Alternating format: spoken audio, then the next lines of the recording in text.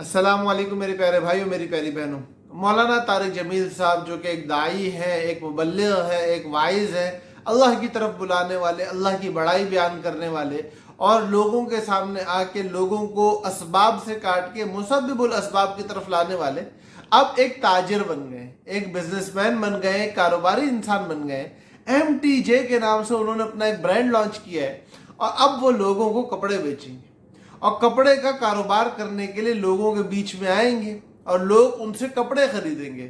اور اتنے عرصے میں جو عزت، نام، شہرت کمائی ہے، اب اس عزت، نام اور شہرت کو کیش کرا کے اپنے کاروبار کو جلد از جلد دن دگنی رات چوگنی ترقیوں پہ لے کے جائیں گے۔ یہ اور اس طریقے کی بہت ساری باتیں ہمارے بہت سارے ملنے والے کر رہے ہیں جب سے مولانا کا برانڈ لانچ ہوا۔ حالانکہ حقیقت یہ ہے کہ تجارت سنت ہے، کپڑے کی تجارت خود ایک الگ سنت ہے۔ اس کے علاوہ حلال روزگار کمانا یہ تو فرائض میں سے ہے۔ اپنے گھر والوں کے نفقات پورے کرنے کی محنت کرنا یہ لازمی کام ہے۔ انسان کے پیچھے مال باقی رہے، یہ اللہ کے نبی صلی اللہ علیہ وسلم نے صحابی کو ترغیب دی ہے۔ اس کے علاوہ اور بے شمار ایسی باتیں ہیں جو ہمیں ہمارا دین سکھاتا ہے۔ اصل میں مسئلہ یہ ہے کہ ہمارے معاشرے میں مولوی جو ہے نا، وہ تجارت کرتا ہوا بس کسی کو دکھ جائے، یہ اس کا سب سے بڑا گناہ ہو جاتا ہے۔ ایک مولوی تجارت کیسے کر سکتا ہے؟ یار خدا کا خوف کرو۔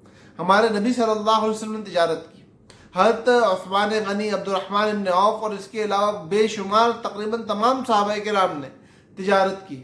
انبیاء تاجر ہوا کرتے تھے، صنعت کار ہوا کرتے تھے، زراعت پیشہ ہوا کرتے تھے، چرواہے ہوا کرتے تھے۔ یہ سارے کام کرنا ہمارے نبیوں کی سنت ہے۔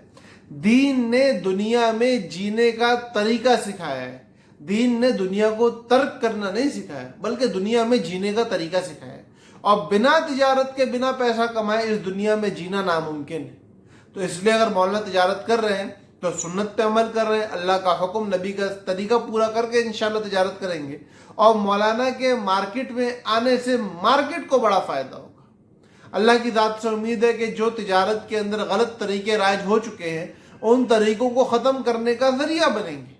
اللہ پاک ان کے ذریعے سے حلال طریقے سے تجارت کیسے ہو سکتی ہے اس کا نمونہ لوگوں کو دکھائیں گے۔ اللہ پاک مولانا کی تجارت میں دن دگنی رات چوگنی ترقیاں عطا فرمائے، مولانا کو اپنے کام میں حلال طریقہ اپنانے کی توفیق عطا فرمائے اور مولانا کے حامی و ناصر رہیں، حاسدین کے شر سے ان کو بچائیں اور شیطان کے شر سے ان کو بچائیں، ان کو اپنے نفس کے شر سے بچائیں اور اللہ پاک ان کے ذریعے سے جس طرح اب تک خیر پھیلا رہے ہیں آئندہ ان کی خیروں کو اور زیادہ وسعت عطا فرمائے۔ اللہ پاک ہم سب کا حامی و ناصر ہو اور ہمیں بیجا تنقید کرنے سے بچائے۔ ہمیں کسی بندے کے حلال اور جائز کام اور کاروبار یا زندگی کے معاملات کے اوپر بولنے سے پہلے اپنی سوچ پہ نظر ثانی کرنے کی ضرورت ہے کہ کہیں ہم دین کے خلاف بات تو نہیں کر رہے۔ ہم ایک بندے کو حلال تجارت سے روک کے اپنے نبی صلی اللہ علیہ وسلم کی کتنے طریقوں کو بند کرنے کی بات کرتے ہیں۔ ہم ذرا اس بات کو سوچیں۔ اللہ پاک ہمیں عقل اور شعور دے، ہمیں صحیح فیصلہ کرنے والا اور صحیح بات کرنے والا بنائے۔ ہم سب کا حامی و ناصر ہو۔ السلام علیکم ورحمۃ اللہ وبرکاتہ۔